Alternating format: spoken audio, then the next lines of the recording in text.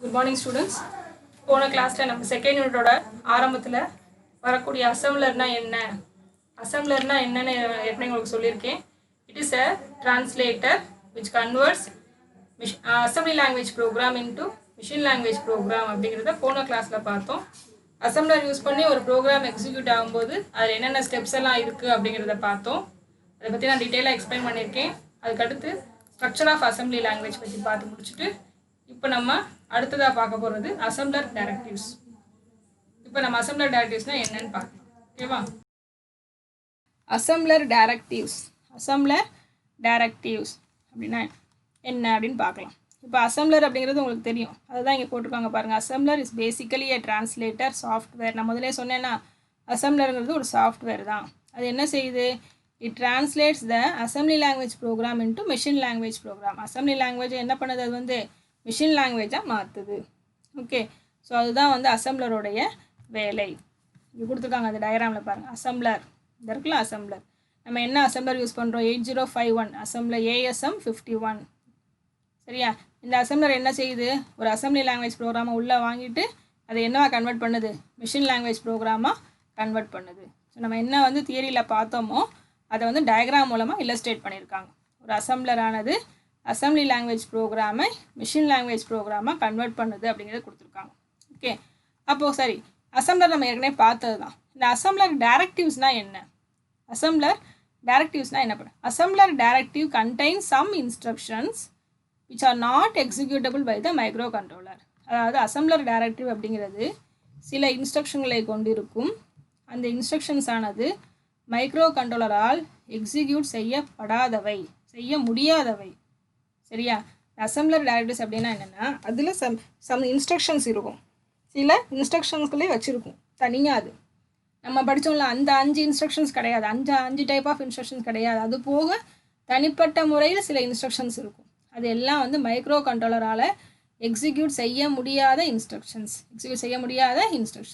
இது வந்து அந்த அசம்பிளர் வந்து இந்த இன்ஸ்ட்ரக்ஷன்ஸ் வந்து கண்ட்ரோலர் மட்டுமே யூஸ் பண்ணக்கூடிய தனிப்பட்ட வகையில் பயன்படுத்தக்கூடிய இன்ஸ்ட்ரக்ஷன்ஸ். அதுதான் வந்து என்னென்னா அசம்பிளர் டைரக்டிவ்ஸ்.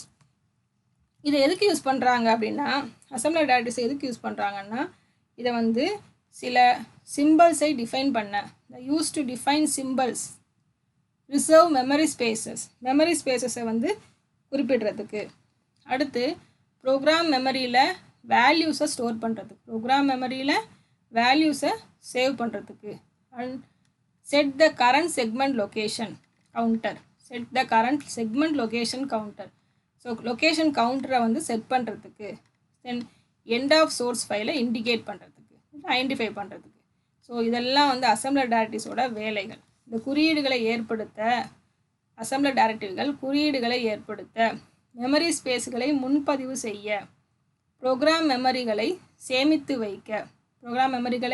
சேமித்து வைக்க, லொக்கேஷன் கவுண்டருக்கான தற்போதைய செக்மெண்ட்டுகளை செட் செய்ய, தென் சோர்ஸ் ஃபைலின் முடிவினை அடையாளம் காட்ட மற்றும் சோர்ஸ் ஃபைலின் ஆரம்பத்தை குறிப்பிட பயன்படுகிறது. ஸோ ப்ரோக்ராமோட ஆரம்பத்தை குறிப்பிடுறதுக்கு, முடிவை குறிக்கிறதுக்கு, ஊடால வந்து தேவைப்பட்ட சில சிம்பிள்ஸை வந்து குறிப்பிடுறதுக்கு, ப்ரோக்ராம் மெமரியை வந்து சேமித்து வைக்கிறதுக்குன்னு அசம்பிளர் டைரக்டிவ்ஸ்க்கு நிறைய வேலைகள் இருக்குது.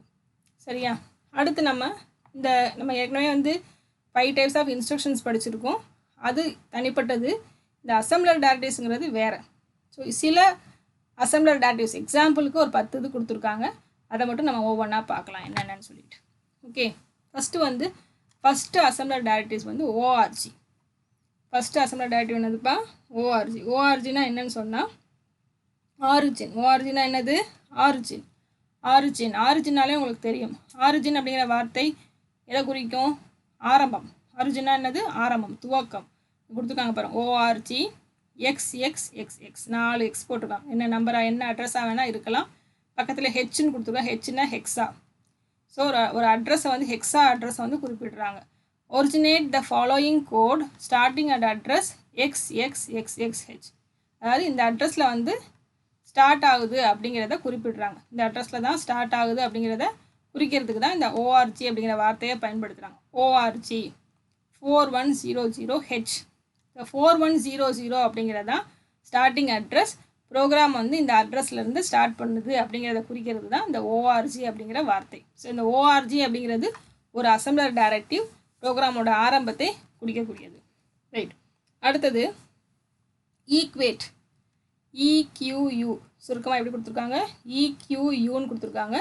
ஈக்வேட் அப்படிங்கிறது equate directive equates the labels at the left the value at the right. அதாவது என்ன செய்யும்னு சொன்னால், இந்த ஈக்வேட் அப்படிங்கிறது இடது பக்கம் இருக்கக்கூடிய மதிப்பை, வார்த்தையை வலது பக்கம் இருக்கக்கூடிய நம்பரோடு சமப்படுத்துது. இங்கே பாருங்கள் என்ன கொடுத்துருக்காங்க, வலப்புறம் கொடுக்கப்பட்டுள்ள மதிப்பை அதன் இடப்புறம் கொடுக்கப்பட்டுள்ள லேபிளுக்கு அளிக்கின்றது. என்ன மதிப்பு, ஈக்வேட், வலப்புறம் என்ன இருக்குது 10 நம்பர் இருக்கா, இதை இடது பக்கத்துக்கு கொடுக்குது. இங்கே என்ன இருக்குது 10, ரெண்டும் ஈக்குவல், ரெண்டும் என்னதுப்பா ஈக்குவல் அப்படிங்கிறத குறிக்குது.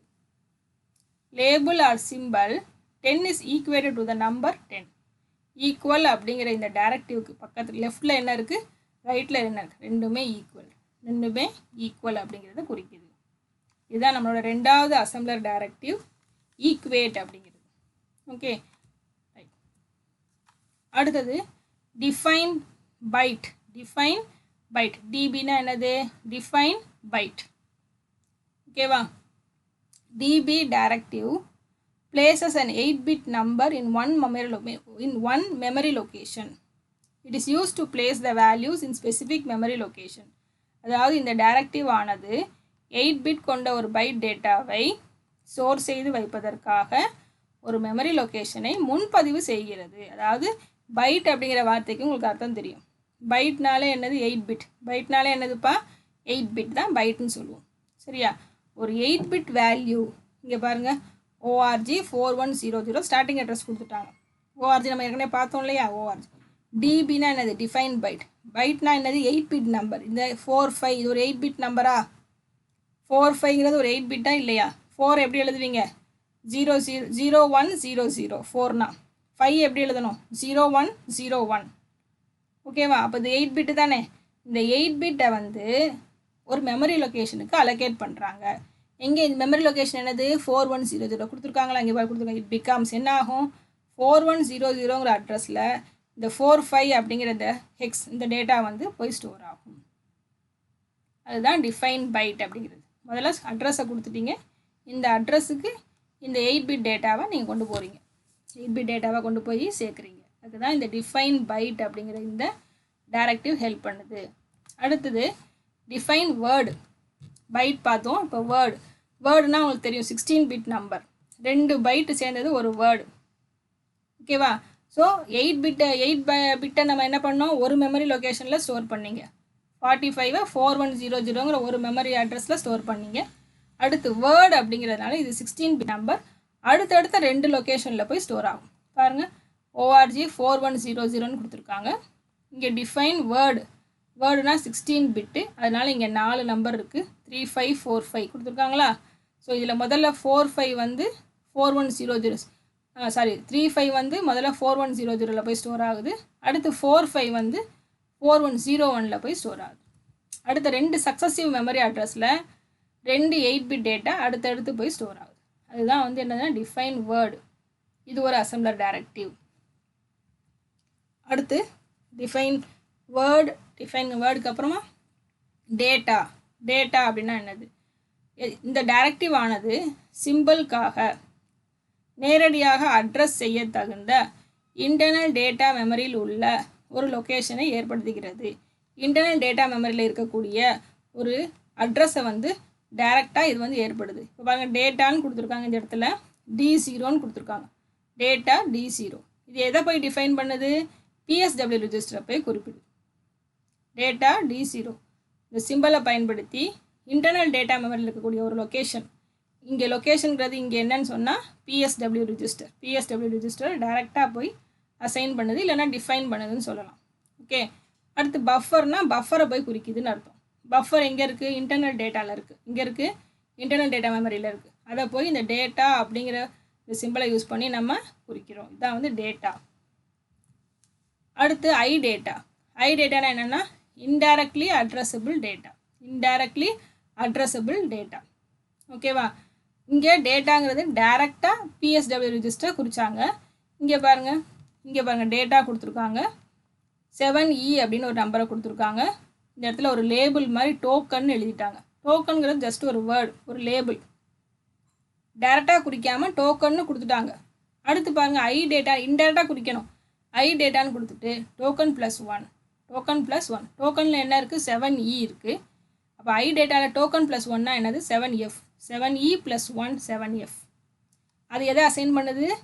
இன்டர்னல் டேட்டா மெமரியில் இருக்கக்கூடிய ஒரு அட்ரஸ், தட் இஸ் ADDR குறிக்குது. ஓகேவா? ஸோ இதை டேரெக்டாக குறிக்காமல் இங்கே ஒரு லேபிளை கொடுத்து அந்த லேபிளை பயன்படுத்தி இன்டைரக்டாக குறிக்கிறாங்க. That is call I data. இப்போ தான் என்னது ஐ டேட்டா. அடுத்தது எக்ஸ் டேட்டா. இவ்வளோ நேரம் நம்ம பார்த்தது டேட்டா, ஐ டேட்டா எல்லாமே இன்டர்னல் டேட்டா மெமரின்னு சொன்னேன் இல்லையா? இது வந்து என்னன்னு சொன்னால் external memory, external data memory. Okay, பாருங்கள் எக்ஸ் டேட்டான்னு கொடுத்துருக்காங்க. ஒரு 16-bit அட்ரஸ் இங்கே கொடுத்துருக்காங்க. User base. எக்ஸ்டர்னல் டேட்டா மெமரியில் நம்ம வந்து பகுதியாக அசைன் பண்ணியிருக்கோம். கொஞ்சம் அட்ரஸை வந்து யூசர் பேஸ்ன்னு சொல்லுவோம், சில அட்ரஸை வந்து ஹோஸ்ட் பேஸ்ன்னு சொல்லுவோம். ஸோ இந்த அட்ரஸை வந்து நம்ம எதுக்கு அசைன் பண்ணியிருக்கோம்னா யூசர் பேஸுக்கு, இந்த அட்ரஸை நம்ம எதுக்கு அசைன் பண்ணியிருக்கோம்னா ஹோஸ்ட் பேஸ். ஸோ எக்ஸ் அப்படிங்கிற வார்த்தை வந்தாலே எக்ஸ்டர்னல் டேட்டா மெமரி அப்படிங்கிறத நம்ம தெரிஞ்சுக்கணும். அடுத்தது கோடு எதை அசைன் பண்ணுது? அட்ரஸை ப்ரோக்ராம் மெமரியை கொண்டு போய் யூஸ் பண்ணுது. Program memory space to the symbol. இந்த டைரக்டிவ் ஆனது சிம்பிளுக்காக ப்ரோக்ராம் மெமரியில் உள்ள அட்ரஸை ஏற்படுத்துகிறது. ஃபஸ்ட்டு வந்து இன்டர்னல் டேட்டா மெமரி, அடுத்து பார்த்தது எக்ஸ்டர்னல் டேட்டா மெமரி, இப்போ பார்க்குற கோட் அப்படிங்கிற வார்த்தை ப்ரோக்ராம் மெமரியை குறிக்குது. ப்ரோக்ராம் மெமரியில் உள்ள அட்ரஸை ஏற்படுத்துகிறது. கோடு 00F0. இந்த பக்கம் என்ன கொடுத்துருக்காங்க? நெக்ஸ்ட் அப்படின்னு கொடுத்துருக்காங்க. லேபிள், நெக்ஸ்ட்டுங்கிற லேபிளை கொடுத்துருக்காங்க. ஓகேவா? ஸோ கோட் அப்படிங்கிறது ப்ரோக்ராம் மெமரியில் கொண்டு போய் அசைன் பண்ணுது. Last one end. முதல்ல ஓஆர்ஜியில் ஆரம்பித்தோம், இப்போ அடுத்து என்னது? எண்டுங்கிறது வந்து ஒரு டைரக்டிவ் தான். இதுதான் வந்து இந்த டைரக்டிவ் ஆனது ப்ரோக்ராமின் முடிவை குறிப்பிடுகின்றது. ப்ரோக்ராம் வந்து எங்கே எண்ட் ஆகுது அப்படிங்கிறத வந்து இது குறிக்குது. இதுதான் வந்து முடிக்கிறத குறிக்கக்கூடிய கடைசி டைரக்டிவ். இது ப்ரோக்ராமின் கடைசியில் பயன்படுத்தப்படும். இந்த டைரக்டிவ்க்கு பின்பு எழுதப்படுகின்ற ஸ்டேட்மெண்ட்டுகளை அசம்பிளரானது மெஷின் லாங்குவேஜாக மாற்றாது. எண்ட் அப்படின்னு எழுதிட்டிங்கன்னா அதுக்கப்புறம் நீங்கள் என்ன இன்ஸ்ட்ரக்ஷன் எழுதினாலும் சரி, அது வந்து அசம்பிளர் வந்து எடுத்துக்கிட்டு மெஷின் லாங்குவேஜாக கன்வெர்ட் பண்ணாதுன்னு சொல்கிறாங்க. சரியா? இப்போ இந்த அசம்பிளர் டைரக்டிவ்ஸில் நம்ம வந்து என்னென்ன பார்த்துருக்கோன்னு சொன்னால், ஃபஸ்ட்டு ஓஆர்ஜியில் ஆரம்பித்தோம். ஃபஸ்ட்டு அசம்பிளர் டைரக்டிவ்னா என்னென்னா மைக்ரோ கண்ட்ரோலரால் எக்ஸிக்யூட் செய்ய முடியாத சில இன்ஸ்ட்ரக்ஷன்களை தான் நம்ம அசம்பிளர் டைரக்டிவ்ஸ்னு சொல்லுவோம். அது வந்து ஓஆர்ஜிங்கிற இன்ஸ்ட்ரக்ஷன் பார்த்தோம். அடுத்து ஈக்குவேட், அடுத்தது டிஃபைன் பைட், அடுத்து define word, data, I data, X data, code, end அப்படின்ட்டு நிறைய இன்ஸ்ட்ரக்ஷன்ஸ் பார்த்துருக்கோம். அடுத்தது நம்ம பார்க்க போகிறது செக்மெண்ட் செலெக்ஷன் டைரக்டிவ்ஸ். இதில் நமக்கு செக்மெண்ட் செலெக்ஷன் டைரக்டிவ்ஸில் வந்து 5 விதமான டைரக்டிவ்களை கொண்டு இருக்கும். 5 விதமான டைரக்டிவ்ஸ் இருக்குது. என்னென்னு பார்த்தா C segment, B segment, D segment, I segment and X segment அப்படின்னு 5 விதமான டைரக்டிவ்ஸ் இதில் இருக்குது. சி செக்மெண்ட் டைரக்டிவ் அப்படின்னா என்னென்னா ப்ரோக்ராம் மெமரி ஸ்பேஸை தேர்ந்தெடுக்க பயன்படுகிறது. சி செக்மெண்ட்னா சினாலே கோட்னு கூட நீங்கள் வச்சுக்கலாம். ப்ரோக்ராம் மெமரி ஸ்பேஸில் இருக்கக்கூடிய இடத்தை தேர்ந்தெடுப்பதற்கு பயன்படுகிறது. ப்ரோக்ராம் மெமரி ஸ்பேஸை தேர்ந்தெடுக்க பயன்படுகிறது. அடுத்து பி செக்மெண்ட்னா பிட் மெமரி ஸ்பேஸை தேர்ந்தெடுக்க பயன்படுகிறது. ஒவ்வொன்றும் ஒவ்வொரு இடத்துக்காக குறிப்பிடுறாங்க. அடுத்து டி செக்மெண்ட் டைரக்டிவ் அப்படின்னா directly addressable internal data memory ஸ்பேஸை தேர்ந்தெடுக்க பயன்படுகிறது. அடுத்தது ஐ செக்மெண்ட் அப்படிங்கிறது இன்டைரக்ட்லி அட்ரஸபிள் இன்டர்னல் டேட்டா மெமரியை சூஸ் பண்ணுறதுக்கு பயன்படுத்துகிறாங்க. எக்ஸ் செக்மெண்ட்ங்கிறது எக்ஸ்டர்னல் டேட்டா மெமரியை அட்ரஸ் பண்ணுறதுக்கு யூஸ் பண்ணுவாங்க. சரியா? ஸோ ஒவ்வொன்றும் ஒவ்வொரு விதமான வேலைகளுக்காக பயன்படுத்துகிறோம். இப்போ நம்ம பார்த்தது எல்லாமே வந்து அசம்பிளர் டைரக்டிவ்ஸ் தான். அசம்பிளர் டைரக்டிவ்ஸ் இருக்கு இல்லையா? ஐ செக்மெண்ட்டுங்கிறது இன்டர்னல் டேட்டா மெமரி ஸ்பேஸை யூஸ் பண்ணுவாங்க, மறைமுகமாக தேர்ந்தெடுக்க பயன்படுத்துகிறாங்க. எக்ஸ் செக்மெண்ட்டுங்கிறது எக்ஸ்டர்னல் டேட்டா மெமரி ஸ்பேஸை தேர்ந்தெடுக்க பயன்படுத்துகிறாங்க. ஓகே, இந்த 5 விதமான டைரக்டிவ்களை வச்சு நம்ம எந்த ஏரியா நமக்கு வேணுமோ அதை ஸ்பெசிஃபிக்காக நம்ம சூஸ் பண்ணிக்கலாம். இது எல்லாமே வந்து டைரக்டிவ்ஸோடு சேர்ந்தது தான். இப்போது நம்ம வந்து செகண்ட் யூனிட்டில் ப்ரோக்ராமிங் எக்ஸாம்பிள்ஸ்னு பார்த்தோம். ப்ரோக்ராம் எழுத ஆரம்பிக்கிறதுக்கு முன்னாடி அது சம்மந்தப்பட்ட பேசிக்கான கான்செப்ட்ஸ்லாம் தெரிஞ்சுக்கணும். தட் இஸ் அசம்பிளர் தான் இதில் மெயின்.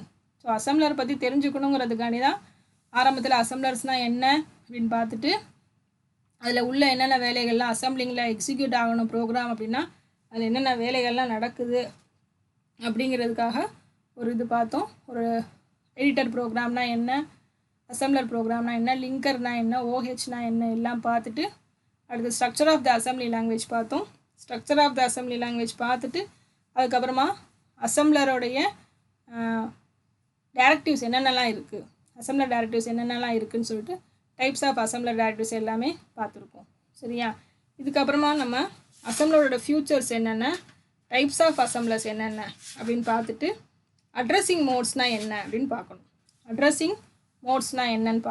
அட்ரஸிங் மோட்ஸில் ஒரு 5 டைப்ஸ் இருக்குது. அதை பார்த்து முடிச்சுட்டு அதுக்கப்புறமா தான் நம்ம வந்து சின்ன சின்ன ப்ரோக்ராம்ஸ் எல்லாம் பார்க்க போகணும். சரியா? இது இப்போ பார்த்துருக்கிறது எல்லாமே அசம்பிளிங் ஃபங்க்ஷனோடைய பேசிக் கான்செப்ட்ஸ். ஸோ நெக்ஸ்ட் கிளாஸில் நம்ம கண்டினியூ பண்ணலாம். தேங்க்யூ.